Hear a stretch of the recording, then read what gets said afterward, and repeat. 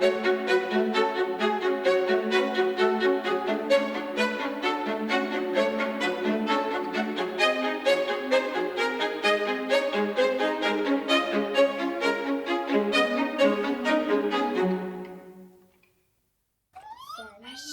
La girafe. Et là, Pause. La girafe. ça c'est ça. Oui.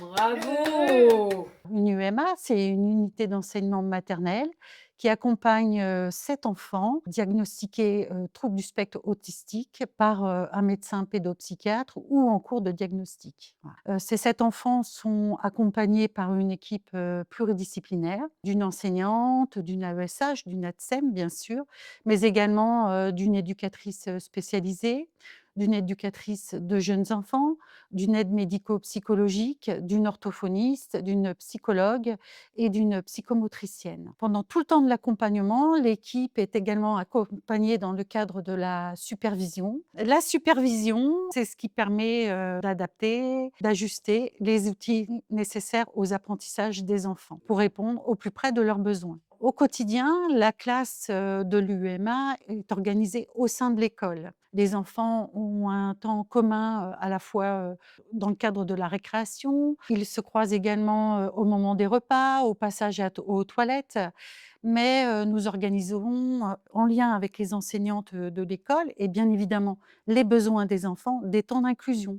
Des temps d'inclusion accompagnés bien sûr par les professionnels. Et l'idée, c'est de pouvoir se détacher progressivement pour que l'enfant puisse bénéficier de temps d'inclusion dans la classe sans les professionnels. Parce que l'objectif, c'est bien évidemment qu'à la sortie de l'UMA, les enfants puissent réintégrer le milieu ordinaire. Si les enfants ne sont pas orientés ensuite en milieu ordinaire, et c'est le cas pour beaucoup aujourd'hui, nous accompagnons les orientations vers un milieu spécialisé. Faut que la feuille soit toute bleue partout. Regarde ce que tu fais, Ethan. Regarde. Ethan. Regarde. Magnifique. Est-ce qu'il y a du bleu partout? Regarde. Est-ce qu'il y a du bleu partout? Aïna, regarde. Non, on continue. C'est bien. Le PPA, c'est le projet personnalisé d'accompagnement. Projet personnalisé d'accompagnement de l'enfant. C'est un outil qui est individualisé et qui est construit en équipe pluridisciplinaire et je devrais dire même co-construit avec toutes les familles que nous accompagnons. Pour ce faire, nous croisons toutes nos observations dans le cadre de nos accompagnements à l'école, mais aussi dans le cadre de la guidance parentale, les entretiens en famille. Et à partir de là, nous faisons des propositions d'accompagnement avec des objectifs précis, co-construits avec les familles. Il y a le recueil des attentes qui s'inscrit en amont, le recueil des attentes des familles détenteurs d'autorité parentale. Et parfois aussi, nous croisons nos observations avec les partenaires autres que ceux de l'école quand il y en a. À toi, Divine. Voilà, à toi de jouer, Ludivine. Oh, la fleur. Tac. Regarde, à toi de jouer. Toi. Et toi, tu dis sauter À aujourd'hui? toi. Non, À à moi de jouer. Voilà. Pour le parcours d'Ethan, en fait, on s'est rendu compte dès l'âge de 6 mois que voilà, il avait des difficultés. Et... Au début, c'était des problèmes psychomoteurs, surtout, c'est les C'est premières ça. choses qu'on C'est a ça. identifiées. Et c'est à ce moment-là qu'on a commencé à faire tout un tas de tests et de bilans avec déjà une équipe pluridisciplinaire. Oui, on nous dit souvent que chaque enfant avance à son rythme, donc c'est vrai qu'au début on ne s'est pas inquiété, puis c'est Voilà. notre premier, donc on n'avait pas vraiment de point de comparaison. Donc on a avancé comme ça. Voilà. Et puis, Au fur et à mesure. c'est plutôt les professionnels qui nous ont Oui. entre guillemets un petit peu alertés en disant bon, il y a peut-être des choses un peu particulières qu'il faudrait creuser. Les retours à la maison étaient très difficiles, donc du coup là on s'est dit faut faire quelque chose.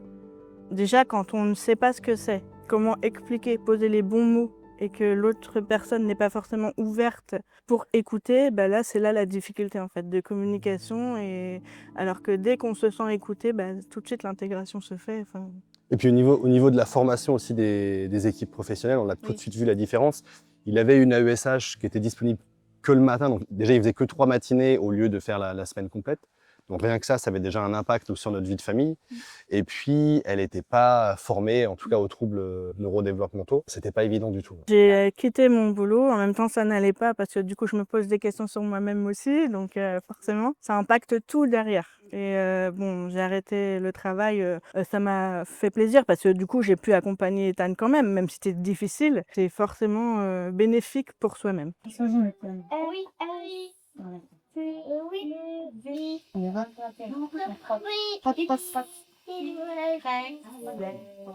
Bravo. Il aimait pas trop l'école déjà. Il y allait Oui. toujours un peu à reculons, Oui. en tout cas dans C'était la vraiment première des école. crises. Surtout au retour de l'école. Ouais. Il y avait vraiment, il se déchargeait, c'était assez violent. Comme il y avait peu de communication, c'était beaucoup de cris. Et on voit maintenant que ça va mieux parce qu'il s'exprime de mieux en mieux, il commence à faire des petites phrases. Il a fallu un temps de prendre la confiance, de rencontrer les professionnels tous les jours. En fait, ça l'a aussi mis en confiance. Et nous aussi, grâce au cahier de vie, ça a permis de faire un lien entre les professionnels et les parents.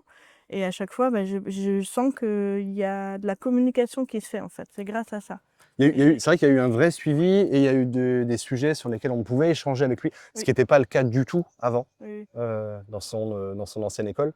Mais il y a tout un tas d'outils qui ont été faits. Toi, tu t'es formé au Makaton. Hackathon, On a le commen- PEX. Le PEX, on a commencé à faire de la CA, donc la Ouais. communication augmentée alternative. Ouais. Dans la classe ici aussi, c'est mis en place, donc il y a une continuité et ce qui rend les choses plus simples. Entre guillemets, j'ai l'impression qu'on fait aussi plus confiance aux parents. Oui. Alors à partir du moment où il y a un diagnostic, c'est sûr que Oui. c'est plus simple, Ça- mais on parle à des professionnels qui ne sont pas en pleine découverte d'un Oui, sujet. c'est ça. Alors c'est que ça. ça peut être le cas dans une école un peu plus classique. C'est pas un sujet sur lequel on peut improviser totalement. Oui. Donc, à partir du moment où on est formé, on sait comment ça fonctionne, Ouais. où c'est un dispositif qui existe depuis un moment, on voit tout de suite l'impact que ça va avoir derrière. Et même s'il y a des choses qu'on ne connaît pas, tout est encore un peu de l'inconnu, et on avance quand même. C'est ça qui est... C'est toujours un peu... Et on avance accompagné. Ouais. Voilà, On c'est n'est ça. pas, on c'est n'est ça, pas tout seul. C'est ça. Allez, go. Regarde, Mathilde, elle a fait des choses de mariée. Moi, je mets tous les choses de démarrage.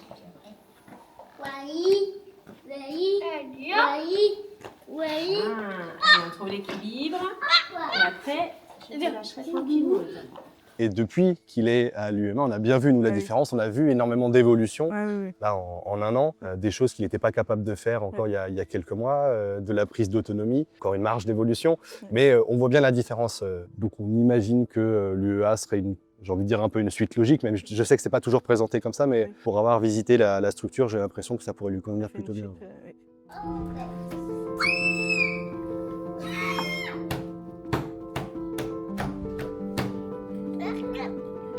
À chaque admission, en début d'année, je réalise les évaluations des enfants. J'ai fait passer déjà auprès de chaque parent un Vineland. Le Vineland, c'est un questionnaire semi-structuré qu'on fait passer aux parents. C'est vraiment l'évaluation de l'enfant à travers le regard du parent. Ça permet de définir des objectifs d'accompagnement. Et j'ai aussi fait passer un PEP 3, donc ça veut dire profil psychoéducatif. Là, c'est vraiment l'évaluation directe de l'enfant à travers le jeu. Pareil, pour évaluer un petit peu le niveau de développement, l'âge de développement de l'enfant, et puis pour définir des objectifs d'accompagnement. Donc il y a cette partie évaluation que j'ai auprès des enfants, et puis le travail de guidance parentale. Donc j'essaie d'aller régulièrement au domicile des familles seules ou avec les référentes. C'est mieux d'y aller avec les référentes des enfants parce qu'elles connaissent bien les enfants, elles sont au quotidien avec eux, pour vraiment généraliser les apprentissages, pour que ce qui est travaillé à l'école soit aussi travaillé à la maison, et puis pour savoir comment ça se passe à la maison, sur quel point les parents sont en difficulté, à quel niveau ils ont besoin aussi qu'on les aide. Et il y a aussi un autre axe dans mon travail, c'est de vérifier un petit peu que le travail de supervision, parce qu'on est supervisé régulièrement par une professionnelle extérieure, est bien décliné en pratique sur le terrain. Je trouve qu'on s'est beaucoup professionnalisé sur l'UEMA. Alors là, on a une enseignante qui reste en tout cas sur le dispositif, qui a fait la formation pour être enseignante spécialisée.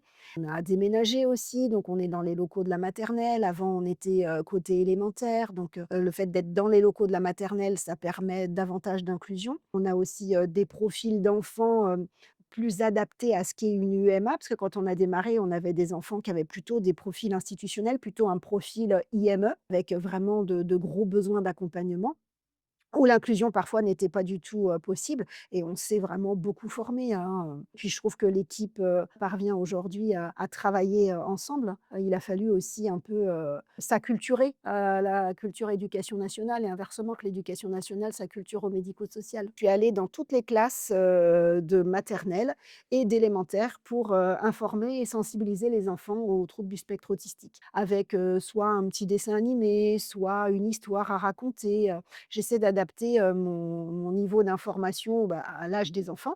C'est vrai qu'on a fait tout ça dans l'école et puis, Ludivine, elle, dans le cadre de sa formation, elle a sensibilisé, les professionnels. Moi, je les avais sensibilisés, il y a quelques années, mais il y avait de nouveaux professionnels, donc il fallait refaire une info sensi. On travaille beaucoup aussi avec les RBPP, les recommandations de bonnes pratiques professionnelles dans l'autisme, hein, on doit s'y référer et il est fortement conseillé que plus l'environnement va être, informé sur ce qu'est l'autisme, mieux il va pouvoir s'adapter à l'enfant, qui a un TSA. Est-ce que tu veux, Ethan?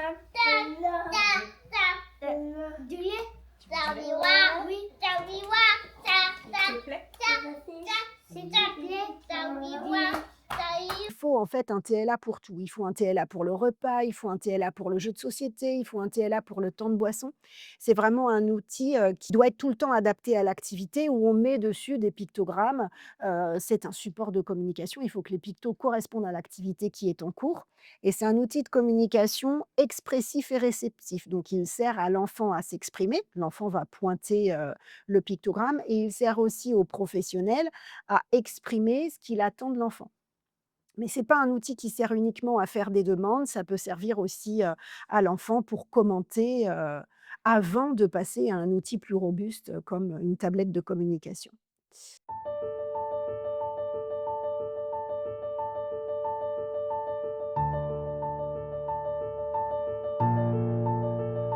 Moi, j'ai un parcours, éducateur, protection de l'enfance et j'ai ensuite, fait une formation de cadre, et j'ai pu avoir un poste dans le médico-social.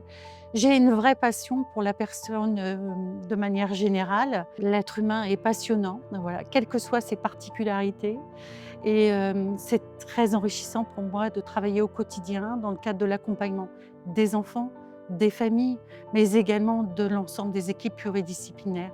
Nous nous enrichissons les uns avec les autres. C'est aussi une forme d'inclusion quelque part, voilà. Alors moi, je suis ravie, hein, parce que je ne me verrais, plus du tout, être, en institution, pour moi, c'est dans les écoles que le médico-social doit être aujourd'hui. Parce que voilà, c'est ce qui nous est demandé, et je vois les évolutions, je vois les bénéfices, qu'en tirent les enfants. Alors, tous les enfants, il y a des enfants qui ont besoin d'aller en institution, parce que voilà, l'école ne peut pas répondre à tous les besoins, des enfants avec un TSA. Mais, moi, je suis ravie de contribuer au développement de ce dispositif, et puis en fait, c'est à la fois difficile, hein, d'être sur ces dispositifs-là parce qu'en fait, on est toujours au travail. Il y a toujours des choses à faire, toujours des choses à améliorer, que ce soit au niveau de la guidance, que ce soit en matière de communication. Quand on est supervisé, on a donc des préconisations, il faut les mettre en place. Après, la superviseuse revient, il faut remettre en place les préconisations. En fait, on est tout le temps au travail, mais ça nous met dans une dynamique. En fait, on ne s'ennuie pas et on est toujours en mouvement.